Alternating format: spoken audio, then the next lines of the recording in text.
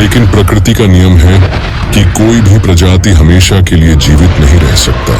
जब पृथ्वी पर जीवन के सबसे बड़े और सबसे ताकतवर जीवों का राज्य था, तब अचानक कुछ ऐसा।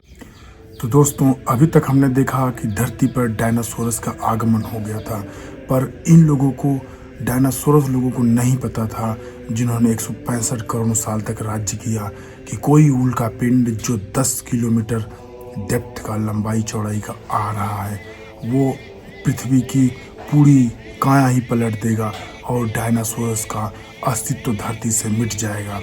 तो चलिए हम कहानी में बढ़ते हैं आगे की तरफ और देखते हैं कि उस उल्का पिंड ने कितनी तबाही मचाई और उसके बाद फिर धरती पर किन तरह के जीवों का आवागमन हुआ। तो बने रहिए मेरे साथ। पृथ्वी पर जीवन के सबसे बड़े और सबसे ताकतवर जीवों का राज्य था, तब अचानक कुछ ऐसा हुआ जिसने सब कुछ बदल दिया।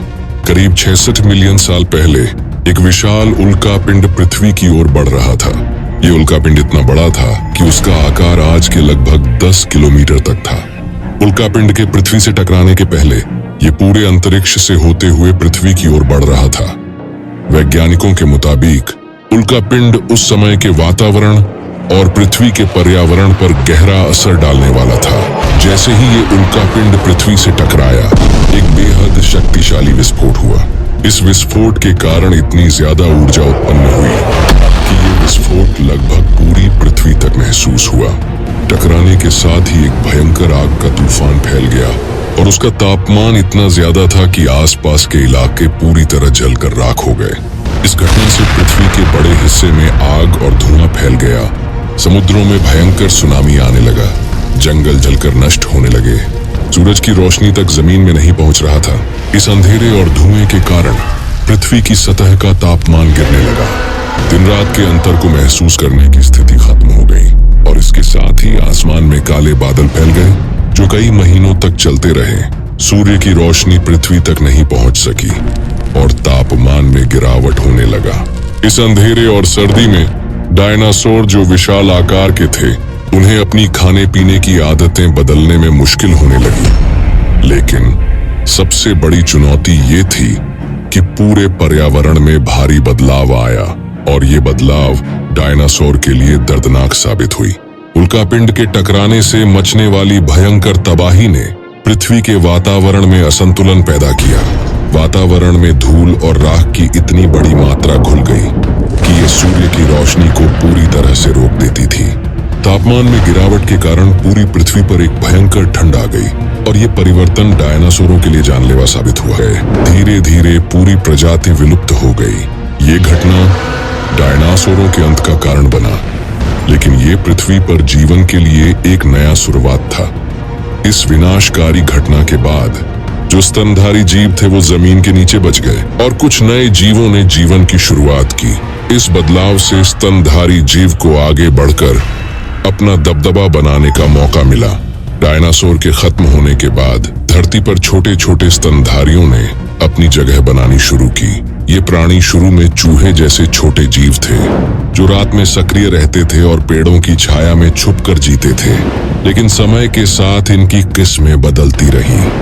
कुछ ने जंगलों में रहना सीखा, कुछ पेड़ों पर चढ़ने लगे और कुछ ने खुले मैदानों में अपना जीवन ढाल लिया। इन्हीं स्तनधारियों से आगे चलकर प्राइमेट्स नाम का समूह निकला, यानी बंदर और उनसे जुड़े जीव।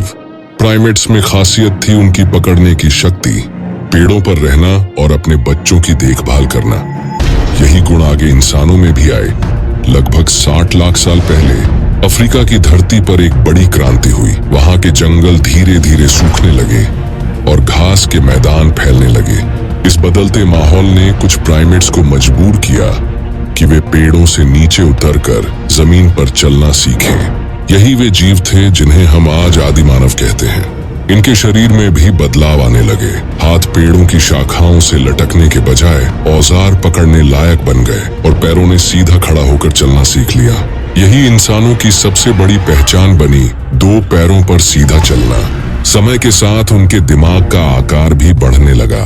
शुरू में उनका मस्तिष्क छोटा था, लेकिन जैसे जैसे उन्होंने शिकार करना, औजार बनाना और समूह में रहना सीखा, उनका दिमाग विकसित होता गया। यही बढ़ता हुआ दिमाग इंसानों की असली ताकत बना। लगभग 20 लाख साल पहले होमो हैबिलिस नाम की प्रजाति सामने आई। ये पहली प्रजाति थी जिसने पत्थरों को तोड़कर धारदार औजार बनाए। अब वे सिर्फ शिकार ही नहीं करते थे, बल्कि मांस को काटकर खाना और हड्डियों को तोड़कर मज्जा निकालना भी सीख चुके थे। इसके बाद आया होमो इरेक्टस। ये प्रजाति और भी ज्यादा उन्नत थी। उन्होंने आग जलाना सीखा, दूर दूर तक यात्रा की और अफ्रीका से बाहर निकलकर एशिया और यूरोप तक फैल गए। आग की खोज ने उनका जीवन बदल दिया। अब वे ठंड से बच सकते थे, खाना पका सकते थे और अंधेरे से डरने की जरूरत नहीं रही। फिर धीरे धीरे निएंडरथल जैसी प्रजातियां आईं, जो बेहद ताकतवर और समझदार थीं। उन्होंने गुफाओं में रहना शुरू किया, कपड़े बनाए और मृतकों को दफनाना तक सीखा। लेकिन अंत में इन सब के बीच सबसे सफल प्रजाति बनी होमो सेपियन, यानी हम आधुनिक इंसान। लगभग 3 लाख साल पहले अफ्रीका में पहली बार आधुनिक इंसान का जन्म हुआ। ये प्रजाति दूसरों से अलग थी क्योंकि इनके पास भाषा थी, कल्पना थी और दूसरों के साथ मिलकर काम करने की ताकत थी।